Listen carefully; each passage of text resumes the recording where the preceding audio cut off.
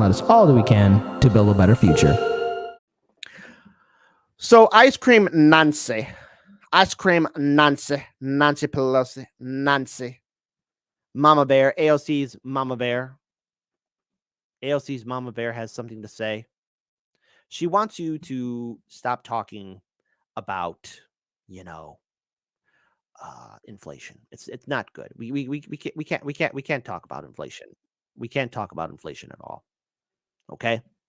And why can't we talk about inflation? Because, well, it's a distraction. We have to change the subject. Mama Bear wants to change the subject. So here, I want to pull up this video so y'all can see this BS too. Where she says, just change the subject. Just calm down. We feed people. New Pelosi on inflation. We have to change the subject. Why? Because the Democrats don't want to be held accountable that they have systematically failed on all their promises. And the fact is that when I hear people talk about inflation, as I heard him there, we have to change that subject. Inflation is a global phenomenon. Yeah. The EU, the European Union, the UK, the British have higher inflation rate than we do here. It's not, the fight is not about inflation. It's about the cost of living.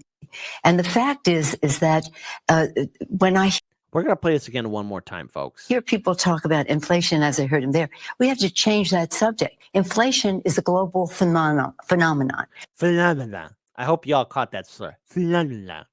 She had her martinis, probably. Yeah. The EU, the European Union, the UK, the British have higher inflation rate than we do here. It's not, the fight is not about inflation. It's about the cost of living. What you said, Ice Cream Nancy, made no sense whatsoever. Because the thing is, for a lot of Americans, inflation is real. Say that to a household where they have to struggle on what they have to look at what bills they have to pay, or whether they can feed their entire family, whether or not they have gas in the car or enough money to get their medicine, all that kind of crazy stuff. But then again, we have people like Fat Tony, Cenk Uygur, who automatically now say, wait a minute, oh no, things are looking bad. The Democrats had a lead in the midterm elections just 2 months ago. Yeah, that was 2 months ago, Cenk, because again, they're not following through with anything. And they bungled it away. No done. You keep going to bat for them like a cuck. Democratic leadership has proven for 40 years they're completely politically incompetent. No, they're not incompetent, Cenk. They know what they're doing. This is on purpose.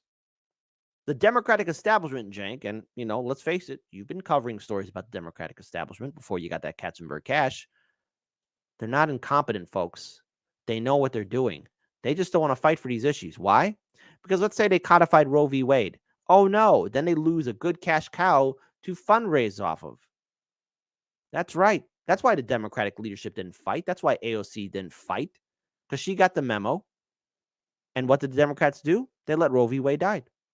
They let a chance to force the vote die, which is something you were once for, but then automatically you got a phone call, and then you just changed your tune. You did a little flip-flop. And again, 40 years. And yet you had the audacity to create something like the Justice Democrats that, again, had no accountability. They kicked you out of it. They're not politically incompetent. They know what they're doing.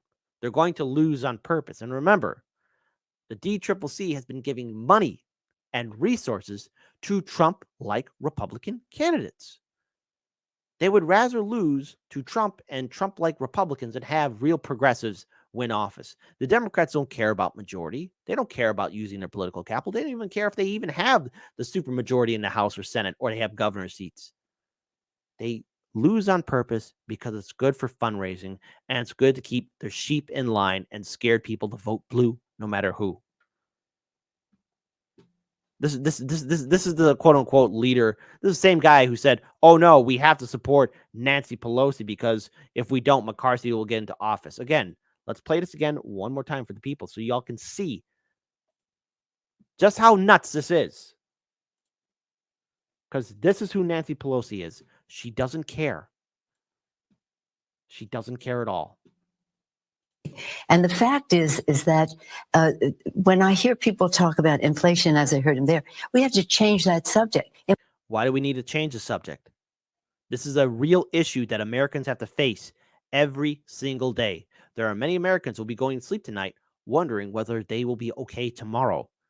In the richest country in the world, we don't have Medicare for all. Richest country in the world, we don't have any form of social safety nets to protect the people. Americans are still being evicted from their homes and apartments. And again, Americans are struggling just to make ends meet. It's now impossible to make ends meet. And there are stories that we've talked about in the past where you have Americans working 2 or 3 jobs. Still not good enough, and especially now. Inflation is a global phenomenon. The EU, the European Union, the UK, the British have stuttering all over the place. Miserable alcoholic. But then again, folks, I don't mean to have you guys deal with this violent image because, again, it's completely cringeworthy. Then you have progressive champions, fighters, people like AOC who says we got to vote Democrat because why? It's important to vote, even though they're not going to fight. If politics doesn't work out, I can always start one of these channels.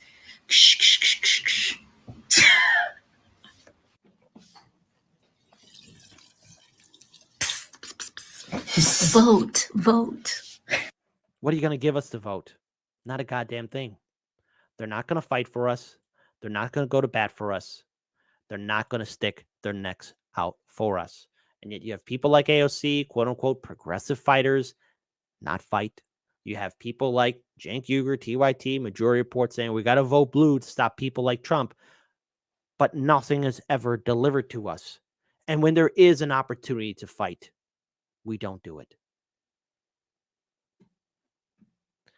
And when House Speaker Nancy Pelosi was on Sunday, she was downplaying the inflation on the CBS News show, Face the Nation. Inflation right now is at 8.2%.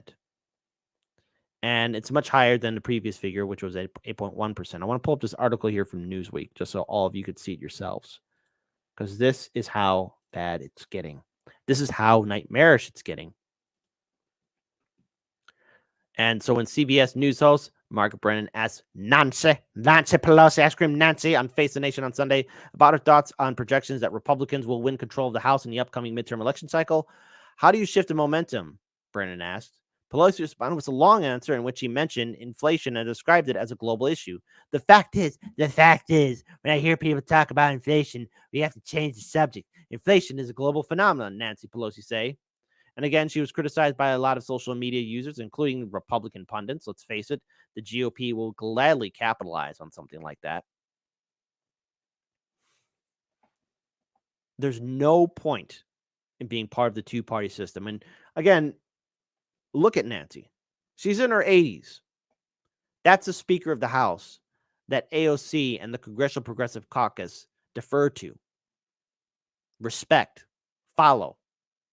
Why?